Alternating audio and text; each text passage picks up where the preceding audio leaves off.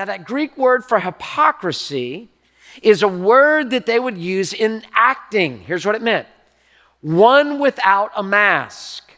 In the Greek theater, what they would do is they would have people, they didn't have all the bells and whistles that we have, they didn't have green screens, they didn't have lights, they didn't have, all the lights, camera, action. So what they would do when someone would change their character or change their emotions, they would put on a mask. You ever notice in theater, there's usually two masks, one smiling, one sad, and it's symbolic of theater? That's just where this is coming from. So a person would put on a mask, and that would be their face to be able to say, this is who I am.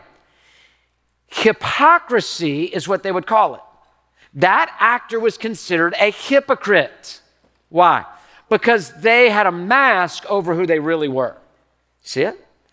I love you. I don't like you. I'm really godly. I'm not really godly. I really love the Lord. I just want to make a business deal. You see, the mask, backwards and forwards, that's the problem. And what is the greatest detriment of Christianity? I submit to you this. It's the hypocrisy of the people of the church. It's the hypocrisy of believers that we say, oh, I'm godly, but oh, I'm not. Do you see it? So he says, I want your love to be without hypocrisy. See, God's love is going to love you strong enough and long enough to tell you you're wrong. He's going to love you strong enough and long enough to tell you that you're wrong.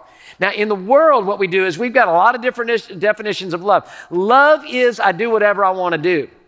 That is a limited love. And that's really the kind of love we want a lot of times. God's love is big enough to tell you what you're doing is not what is right. And we've got to be mature enough and unhypocritical enough to say, God, I love you enough to tell me when I'm doing things wrong. I want you to tell me when I'm doing things wrong. Hey, thanks for watching. To find out more about Houston's First, you can subscribe to our channel or you can go to houstonsfirst.org.